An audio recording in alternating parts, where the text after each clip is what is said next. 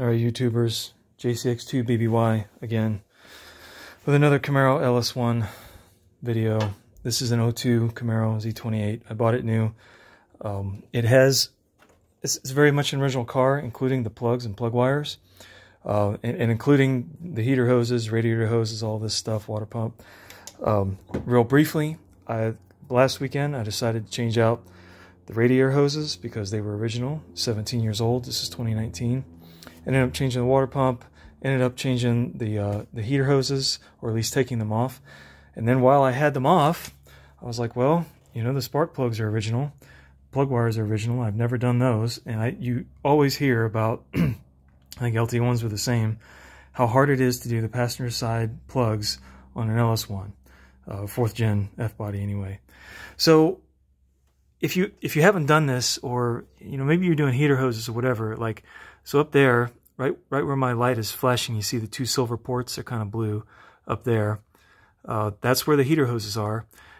If they are still installed, and if your air system is still installed, and if you have your coil pack still on your valve cover, I would say, yeah, changing the passenger side plugs, especially number 8 back there in the very back corner, because it's angled that way, is pretty much going to be impossible with the engine in the car.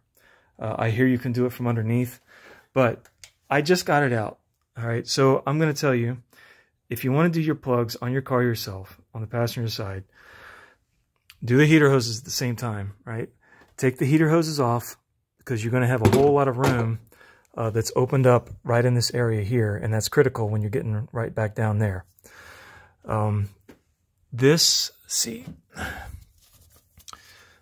right here, this is your air system for your emissions. If your car, you know, came with it, or if you're still running it, this is really easy to take out of the way. This mounts right here on the manifold. If I can show it, it mounts right here on the manifold with two 10mm bolts. Use your impact, whiz those out. You can get a gasket for like $1, because this has a little gasket on top of the manifold in between this tube. Get a new gasket. Mine actually look pretty good. And then separate this metal hose from the rubber hose that goes around the back of the motor. Now would also be a good time, if you've never changed these valves and your car is original, go ahead and change these valves. These are one-way check valves for your air system. They're like, I don't know, $10 or something like that on Rock Auto. Get all that stuff out of the way. Then take off the coil pack that sits on this valve cover. And what you're going to find is mounting it are 5 of these 10mm bolt stud arrangements. Okay, so the top 3, or the front 3, are really easy to get to. You got 1, 2, 3, easy to get to on the car. 4 and 5 are up under the cowl up here when this thing is still in the car. What I found out worked for me, this one here, what I used, and I have actually never used these before. My dad gave these to me years ago. This is a Pittsburgh set of these pass-through type sockets. All right, and it was absolutely perfect for getting onto here. So then that lets that stud poke up through the top of the socket like that. This thing goes around it, and then I just, the angle, especially the angle of the way this ratchet is made, was just perfect for getting this one out. It did not work for this one in the very back, which is way back up under there, almost by, you can see the heater hose pipes back there. It's way back down in there. So what I found worked for that, oddly, if I can find it, was, well, I don't really need to show you. If you're watching this, you're already going to have it or know what I'm talking about. It was a deep well 10mm socket, 3/8 drive, and then just put a 3/8 ratchet on that, and then that got that stud out of the valve cover. And then you take this one wiring harness right here, comes off. You got to take this blue clip it slides out towards the back of the car, and then this clip pops up off the top of that coil pack rail. And then you can get the whole coil pack out of the way.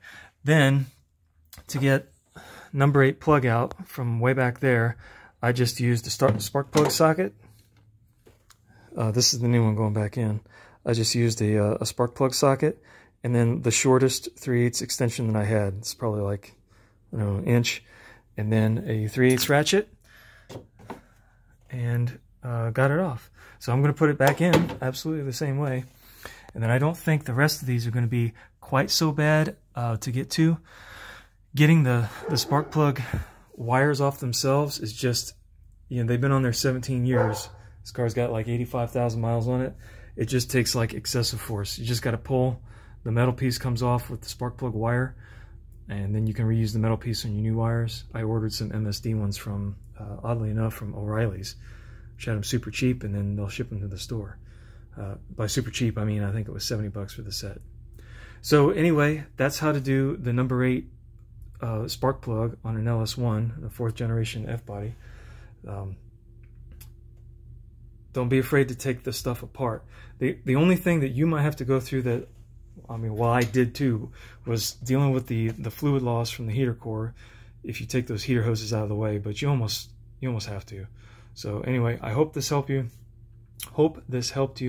And if you have any questions, let me know.